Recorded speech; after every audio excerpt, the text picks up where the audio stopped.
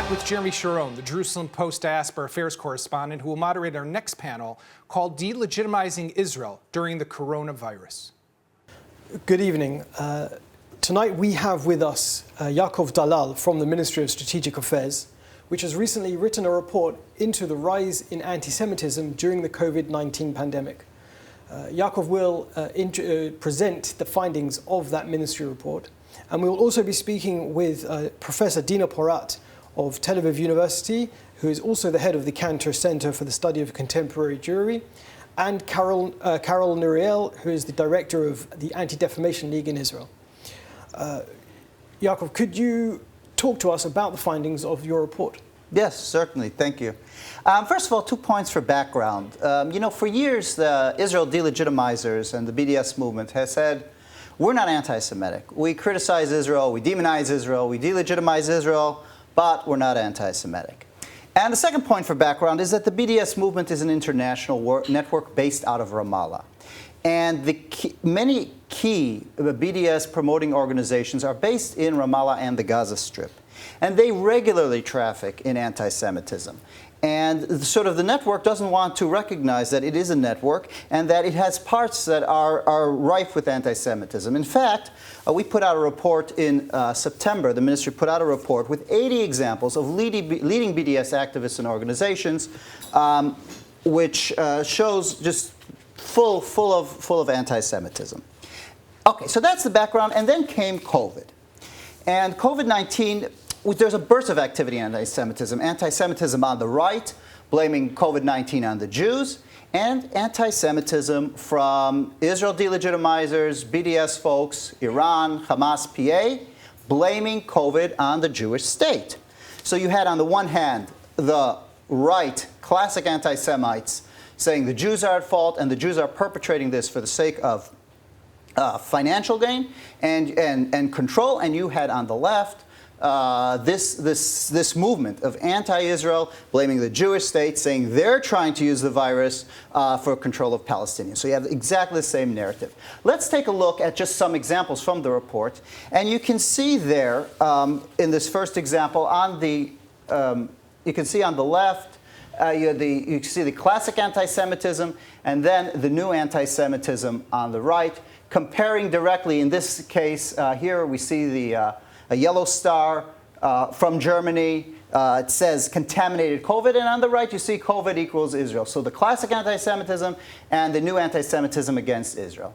And in the next slide we can see from Ohio, the real plague being the Jews, and then on the other side, the new anti-Semitism, basically the state of Israel, looking a lot the same, looking a lot like the coronavirus.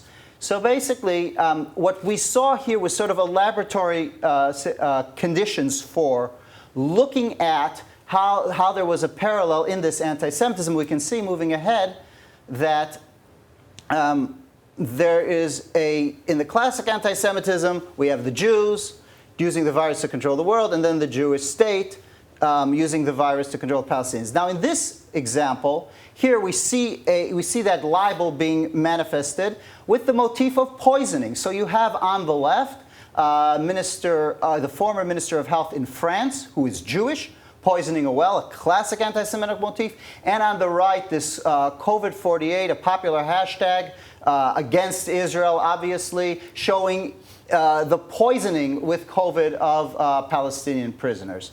So exactly that same poisoning motif. And in the next slide, we can see the motif of coughing. If we move ahead, you see that, there we go. We see coughing, classic coughing on the left, and then Palestinian youth movement in the U.S., exact same motif, coughing on Palestinian children. And finally, in the final slide, we can see money, of course, a very common motif, and you will see in a second on with the classic anti-Semitism, the Rothschilds, and then in the modern form of anti-Semitism, the PA spokesperson saying that Israel is not supporting COVID efforts because the Jews love money. So basically, in sum, COVID provided us with this ideal laboratory conditions in which to see these two sides use exactly the same libel, exactly the same motif, only to different objects, either the Jews on the one hand or the Jewish state on the other. And this provides us kind of with the best academic, the best sort of sterile conditions in which to see how these two veins of anti-Semitism really converge when it came to the topic of COVID. And in sum, our concern is that these sort of caricatures, this sort of rhetoric is now online. But we are concerned that it can lead to violence. Violence against Jews, violence against Israel supporters, and violence against Israelis. Okay, I went over the report. Would you say that the anti-Semitism that is being displayed on what you described as the left, is that attributable to the left, or is it more attributable to the Palestinian organizations and the Arab organizations themselves, and perhaps slightly distinct from the left wing in general? Well, that's a very important question. What used to happen in the good old days is that sort of the anti-Semitic rhetoric of the Middle East was in Arabic and stayed in the Middle East. But in the last decade, with the digital era, that is moving over, and it's moving to the West, and it's moving to the West catalyzed through the BDS movement, catalyzed through the Israel delegitimizers. So they're taking this rhetoric, which once was, everybody said, well, though that's just the Middle East, and they're importing it and translating it, literally translating it, into Western society. So this is now becoming a much larger issue, and it's permeating the West. So those very caricatures, some of them started in the Arabic press, some of them have Arabic subtitles, and then you all of a sudden see them with English subtitles. So that's where it's moving over, and that's a big concern. Okay. Professor Dina Porat, if I could come to you. In terms of this phenomenon of seeing anti-Semitism on the far right and the far left, how is it possible that these two extremist movements, which are seemingly so ideologically opposed to each other, appear to agree on one thing, which is the world's problems are either the fault of the Jews or of the Jewish state? This is not at all. First of all, I'd like to thank Jacob Dalal for his presentation and for the original thinking in analyzing the situation, the extreme right and facing vis-a-vis the extreme left. Or this has been the case for so long that movements that are radically opposed to one another are finding the way to cooperate or to at least say the same thing about the Jews. In the 19th century, you have universalism and nationalism, each of them blaming the Jew from the other side. You have capitalism and socialism. You have a lot of such couples that are blaming the Jews or describing Jews in a certain way. A long history for now at least 100, 120 years. So this is not new. What is new, I would say, is that, you see, when this coronavirus came, it was the end of February, beginning of March. We thought that, in the cancer center, we looked at the situation and we thought that, okay, it is coming from some white supremacist in the United States, ultra-conservative Christians. It comes, of course, from Iran, Turkey, Palestinian Authority. Okay, but in just a short time, this came from all over, and in answer to your question, you couldn't divide it to left and right. The material blaming the Jews and Israel came from 35 countries. And all of them, from this material, came a basic accusation that the Jews and Israel, Jewish communities, Israel, together, they will find a vaccination, a medicine, a proper one. They have initiated the whole idea, or physically, the virus, have spread it. And why? Because now that they will find this vaccination and medicine, they will sell it to the whole world for an enormous profit. So this is a basic accusation that finds itself expressed in so many ugly caricatures. The situation got very intense. The caricatures, the accusations, the material coming from all over, intense, and it gave the feeling that we are, worldwide speaking, in a situation where people are afraid. There is anxiety. There is a situation of crisis. In some countries, it is also a political and social crisis. I don't have to tell you. There is an anxiety, there is fear. All dark feelings are coming up.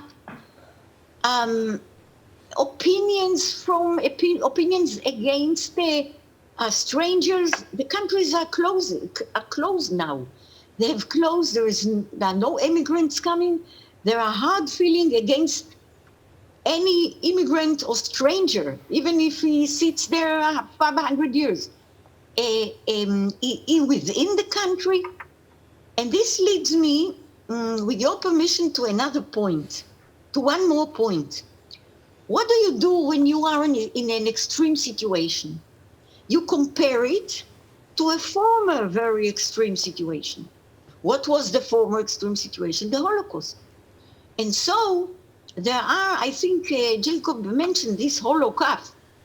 There is a host of uses that distort terms from the Holocaust period, such as this Holocaust, a horrible saying that synagogues are closed, but guest chambers are open, wearing the yellow star on demonstrations, and instead of the word Jude, they put unvaccinated, because there is also a whole campaign led by people who oppose vaccination, and they feel that they are persecuted like Jews. Okay, you wanted to ask something. Please. I just want to bring in Carol Nuriel from the Anti-Defamation League. We've heard what Dina Porat said about the seriousness of the situation. In your opinion, how dramatic is this rise in anti-Semitism at present, and how seriously do we need to take it in terms of its real-world manifestations? Is it the rantings of extremists on Gab and other social media platforms, or does this have real-world consequences? So thank you very much, Jeremy, and thank you, Jacob, for your presentation, and Dina for your remarks, to which I would like to respond later on. But to your question, Jeremy, first of all, we're definitely seeing more and more online anti-Semitism in a way we didn't see before. And the first and foremost, it's because people are mostly, or have been mostly in the last couple of months, at home. So the haters that are at home, but all of us that are using the internet are more at home. I think that there were a couple of elements, factors that affected the prevalence of anti-Semitism online, which is, first of all, the high rate of infection among Jewish communities worldwide, which raised the question, so why is it happening? And really brought to the front the communal practices of Jews, which are so positive. I mean, the gatherings for Simchas, for Purim, when everything started. So I think that was one element. As for the question, I do want to respond, Jeremy, if I may, to the question of far right and far left. And I think that my take on this would be a little bit more nuanced than the question itself. I think the far right and far left don't only focus on Israel. So perhaps a more accurate way of putting it would be that on both sides exists an anti-Semitic or an anti-Israel strand of discourse. And at times it's more prominent, but there's not a consensus on both sides about the ideology behind it. And as Dina said, this is a deep element which goes to the history of each of the streams. And the far right and the far left do not, just sometimes hate Jews and Israelis. Some of them have, hate others too. So we know that anti-Semitism also interacts with other forms of hatred and doesn't stand alone. And we should also remember that hating Israel can certainly be a form of anti-Semitism, but not always. So what I'm getting at is that the discourse surrounding hatred should be more differentiated and nuanced. And I guess that, the most important thing is that we know how to respond differently to these phenomena. So there are similarities, that do exist in terms of hatred of Israel and of Jews. Those specific elements on the far right and left do agree, even if they use a different rhetoric. But we can't generalize at the same time, as they both deserve a very, very different response. Okay, and how worried are you that this phenomenon and the phenomenon of anti-Semitism, anti-Zionism is permeating also the elites of society? We saw just last week the UK Shadow Education Secretary retweet an article with a conspiracy theory about Israeli secret police training US police to kneel on people's necks in reference to the George Floyd anti-racism protests. In how much trouble are we if shadow cabinet ministers in the UK are retweeting this kind of thing? So first, let me just complete the picture and say that we believe that it is a very positive development that the new leader of the UK Labour Party, Keir Starmer, dismissed her, as it was an important action in fulfilling his promise to root anti-Semitism out the Labour Party. And Jeremy, in the past year and a half, a long overdue process of exposing and rejecting anti-Semitism in the Labour Party has been taking place. So I think the latest development is a very important one. Regarding the allegation itself, it is a consistent theme we're seeing, and it's to accuse Israel of the militarization of U.S. police forces and of police brutality against minorities and blacks in the United States. They sometimes rely on visual similarities. So you all probably saw the pictures of dispersal of demonstrations in the U.S. by heavily armed police forces, which supposedly remind people of IDF soldiers or Israel National Police officers, and they are manipulatively used to suggest Israeli culpability in U.S. police brutality. The other Okay. I just finally want to bring in Professor Porat on that point. Where do you think we are? Is this anti-Semitism, anti-Zionism seeping into the elite and decision-making echelons, or are we not there yet? Well, I would say that before this corona crisis, there has been quite an improvement in countries, governments, administrations, law enforcement agencies' responses to anti-Semitism. There was better legislation. There were budgets for security for Jewish communities, plans for better education. It was, and of course, it was very much commended by Jewish communities, Jewish organizations. Right now, during the corona crisis, it's not me.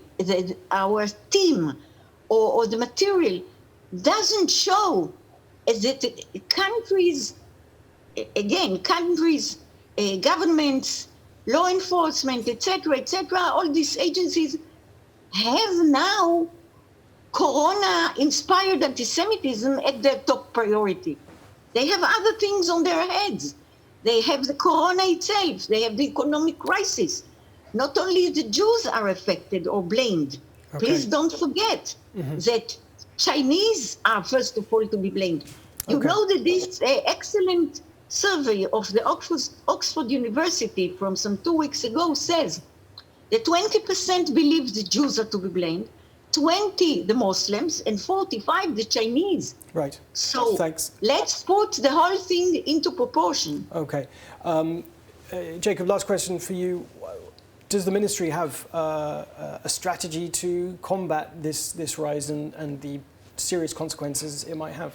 Well, part of our strategy is to work with with partners who are in the same space, and the opportunity to give a shout out to both ladies who are doing superb work, each in their own organization. we're actually looking as a government at the effects of COVID-19 on the pro-Israel network, on these pro-Israel organizations, which are taking a heavy hit in light of the economic conditions. And what we're trying to do, we've commissioned Deloitte to do a study. It's almost finished, to understand where where organizations in the pro-Israel space stand. And then we're considering how the government might be able to help some of them as we move forward. But we need to work as a coalition, government on the one hand, Israeli government and governments all over the world, and civil society, the organizations represented here today, and many, many others who are doing work to combat this phenomenon. Okay, great. I want to thank Jacob Dalal of the Strategic Affairs Ministry, and I would also like to thank Professor Dina Porat of the Cantor Center and Carol Nariel of the Anti-Defamation League for joining us and for this discussion this evening. Thank you. Thank you.